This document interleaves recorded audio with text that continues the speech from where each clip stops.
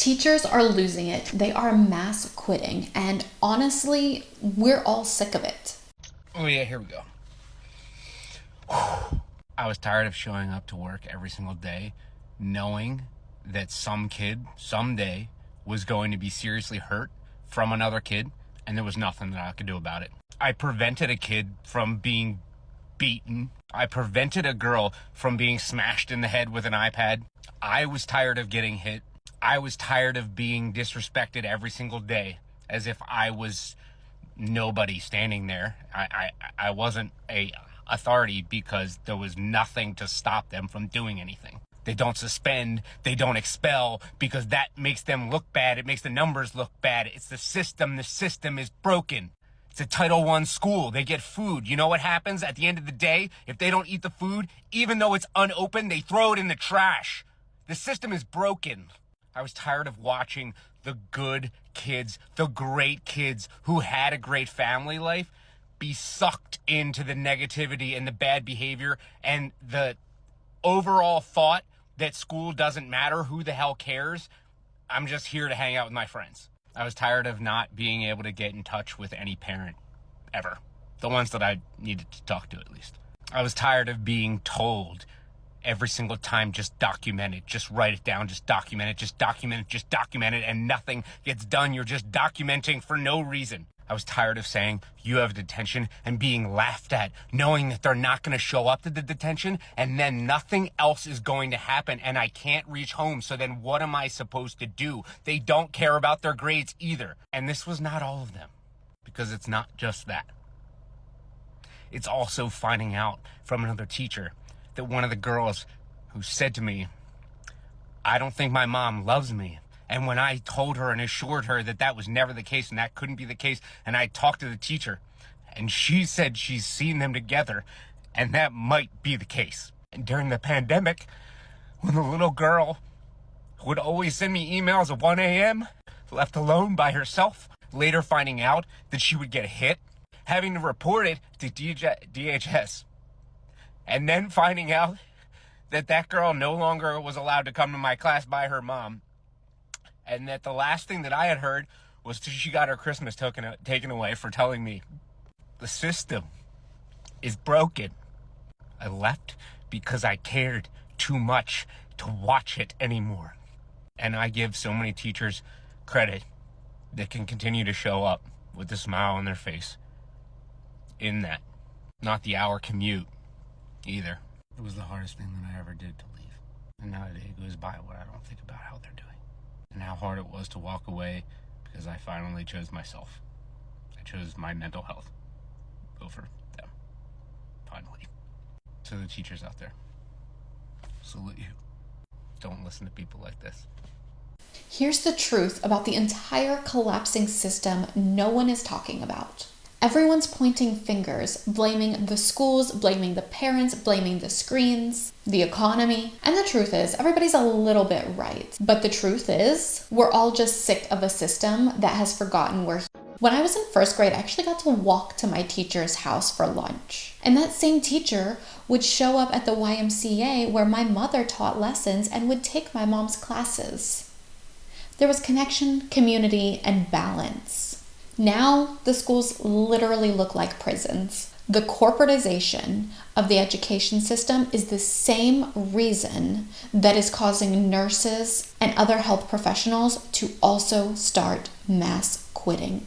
I ordered Instacart one day when I had a newborn, and when the lady delivered my groceries, I was nursing my baby, and she told me about how she was a labor and delivery nurse for 26 years, but she quit because in the last 6 years of her working, there were 5, almost 6 court cases when there had been none in the first 20 of her career. We asked her why she thought there was such a sudden change in the care that families were receiving.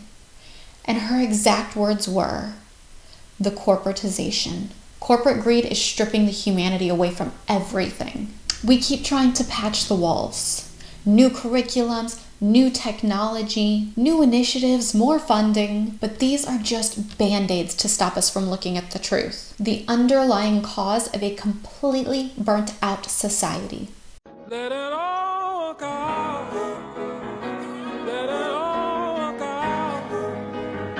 You see the system? It's asking us to wake up in the morning before our bodies are ever ready. I woke up so early and I had to start working at 7 o'clock, and I did not get sunlight into my eyes until I walked outside for recess at noon. I didn't have any windows in my classroom. Both years at this school, I didn't have any windows in 2 different classrooms, and nothing against the school, but the building structure, not the best. And I know a lot of other teachers don't have windows either. Be away from our families for the majority of the day and rush out the door, and we're lucky if we get to eat a nice meal. And now with screens, we have a new addiction that allows us to escape and ignore the knowing that this entire way of living is unsustainable, that we need to make real changes and slow the fuck down. Last month, I spoke to 2 parents who had to pick their children up from school because of dehydration. And let's not leave out the kids can't even use the bathroom without permission and will often ignore their own body's needs for the sake of not disrupting the class. Children are waking up before the sunrise to catch buses, running on maybe 6 hours of sleep, even though their brains need 8 to 10 just to feel okay. We know this. We've read this. We've felt the meltdowns. The morning tears aren't defiance. It's exhaustion. And what do we fuel that exhaustion with? Students, teachers, and parents are just turning to sugary processed foods. Children are even walking into middle school and high school with monsters in their hands.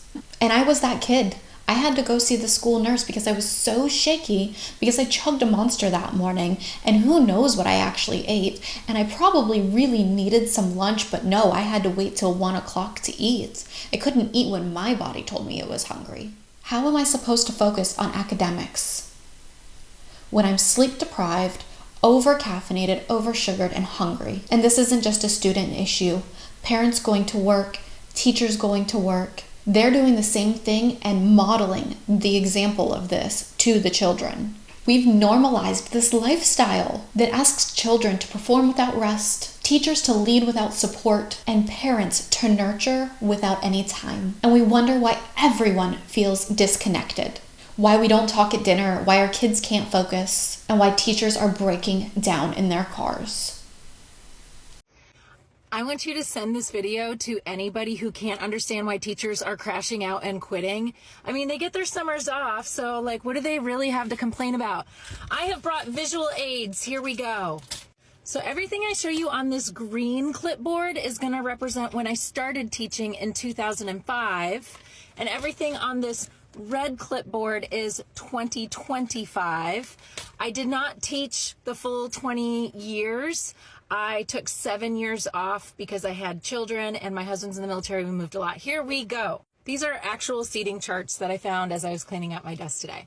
So this represents the year 2005, and this is how many of my students are reading on grade level. Everything in blue. So 1.5 students out of like a group are struggling readers, but pretty much everybody's reading at least on level, some even higher, okay?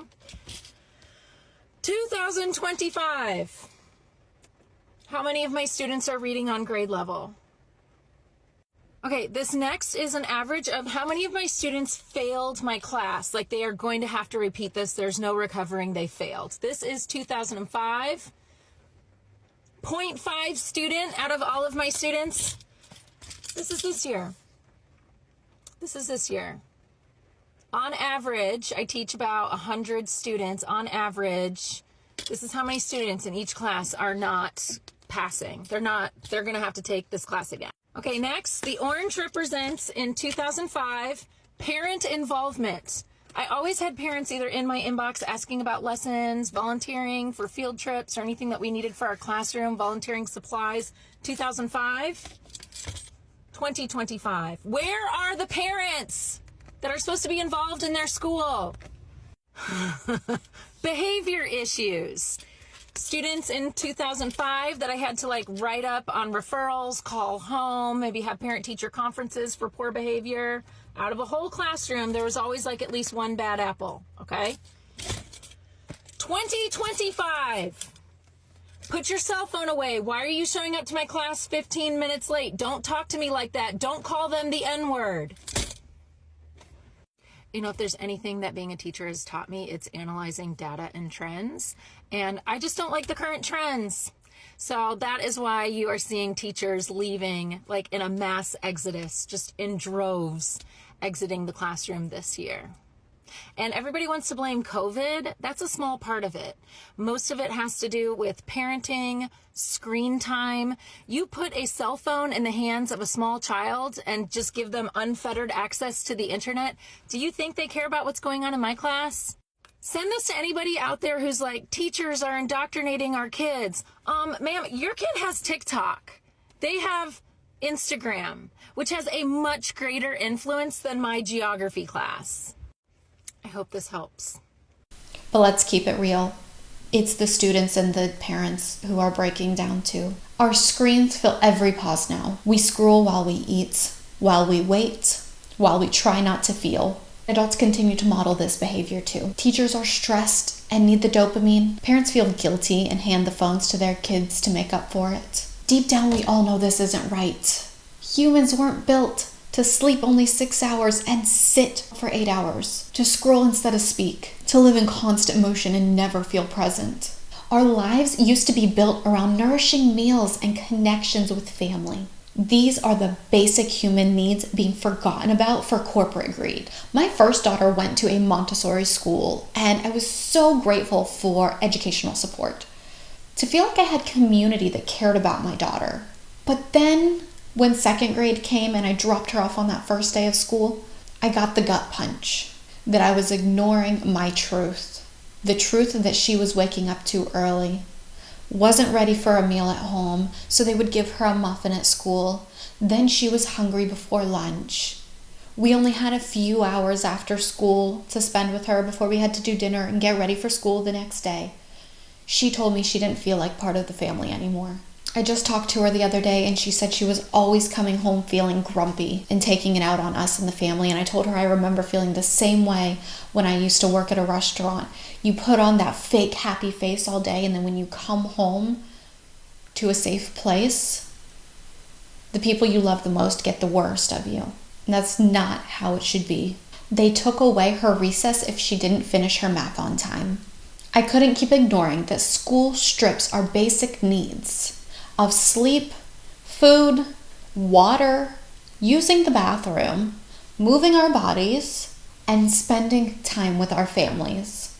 The mental health crisis in both adults and children is increasing. And when you read the studies about children and mental health, children with depression and anxiety, it's sad. Too many children don't want to be alive anymore. Part of this is the screens and dopamine pathways, and I'm going to make another video on brain rot, and especially with AI now and children experiencing AI psychosis, this is a really serious topic that we need to be talking about.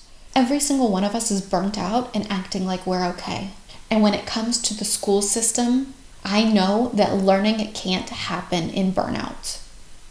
Leadership can't happen in burnout. So after that first day of second grade, I decided to not bring her back and decided to homeschool. I had no plan, but I knew I had to honor the truth. We have rebuilt our days around health, communication, and connection.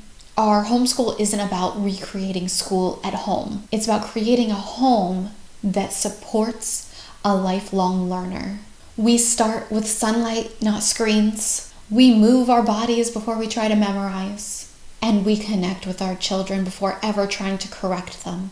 This is the integrative approach we all need in our lives, where the home becomes a learning sanctuary and well-being the top priority, so that whatever your children need to learn now and whatever they want to do in their future, they have the physical and the mental capacity to truly learn, to truly understand, and to truly pursue their passion. If you're watching this and you are homeschooling, or maybe you've been feeling that inner knowing that you need to pull your child out of school as well, I've created a community and a classroom, Health First Homeschool. What I'm doing is creating an in-depth health program.